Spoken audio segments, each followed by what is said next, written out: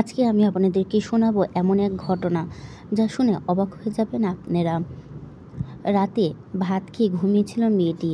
পাশের রুমে বাবা মাও ছিল। তারপর মধ্যরাতের দিকে বাবা মা জান্নাতি জান্নাতি বলে মেয়েটিকে ডেকে তুলল।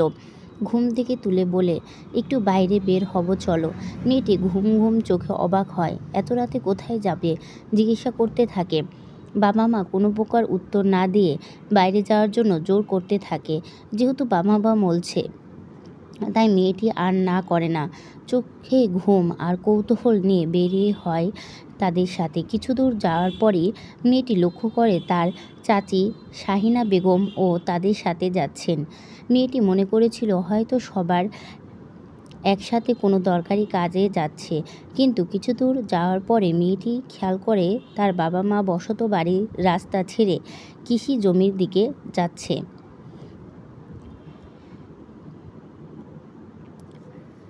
মেয়েটি অবাক হয়ে জানতে চেয়েছিল তারা এখানে কেন এসেছে, কিন্তু বাবা মা আর চাচি তাকে চুপ করে থাকতে বলে। মেয়েটার চোখে মুখে তখনও ঘুম ঘুম ভাব ছিল। কিছুক্ষণ পরে তারা একটা ভুট্টা ক্ষেতের কাছাকাছি আসে। এখানে এসেও কৌতূহল হয়ে মা বাবা আর চাচিকে জিজ্ঞাসা করতে চেয়েছিল এত রাতে এখানে কেন এসেছে, কিন্তু তার আগে পিছন থেকে জান্নাতের হাত এবং মুখ ঝাপটে ধরে যাতে চিৎকার করতে না পারে। তারপর মাথায় এবং শরীরে রড দিয়ে জোরে আঘাত করে। মেয়েটি ছুটে দৌড়ে দিতে চেয়েছিল, কিন্তু আঘাতের কারণে আর পারে না। তারপর বাবা মা এবং চাচি শাহিনা বেগম মিলে ধারালো দা দিয়ে কোপাতে থাকে মেয়েটিকে।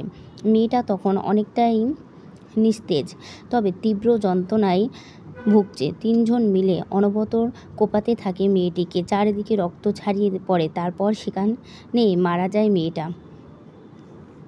পূর্ব পরিকল্পনার অংশ হিসাবে বাবা মা এবং চাচি মিলে মেয়েটিকে মেরে ওই ভুট্টা খেতে রেখে চলে আসে।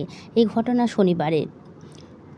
পরের দিন সকালে স্থানীয় কৃষকরা যখন জমিতে কাজ করতে যায় তখন সেখানে জান্নাতির লাশ দেখতে পায়। লাশ দেখতে পেয়ে খোঁজ দেয় বাবা মাকে। তারা এসে কতক্ষণ কান্নাকাটি নাটক করে যাতে কেউ বুঝতে না পারে।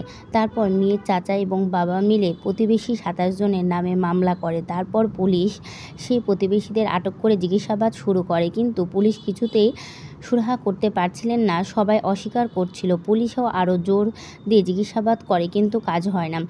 এর 2 দিন পর পুলিশ লাশের ময়নাতদন্ত করে কিছু ক্লু পায়। সে ক্লু ধরে পুলিশ মেয়েটার বাবা মা ও চাচা চাচিকে জিজ্ঞাসাবাদ করার জন্য থানায় নিয়ে আসে। আর থানায় এসে ওই প্রতিবেশীদের বিরুদ্ধে সাক্ষী দিতে থাকে এবং তাদেরকে ফাঁসি দিতে বলে। বাবা মা বারবার বলতে থাকে আমার মেয়েটাকে ওই প্রতিবেশীরা মিলে মেরেছে, কিন্তু পুলিশ সে কথায় পাত্তা না দিয়ে ওদের স্বাভাবিকভাবে অনেক কিছু জিজ্ঞাসা করে। এক পর্যায়ে যখন জোরালো জিজ্ঞাসাবাদ শুরু করে এবং ক্লুগুলো সামনে নিয়ে আসে, তখন চাচি শাহিনা বেগম পুলিশের কাছে স্বীকার করে ফেলে যে তারা মেয়েটিকে শনিবার রাতে মেরেছে। বাবা মা তখনও স্বীকার করেনি, কিন্তু চাচি শাহিনা বেগমের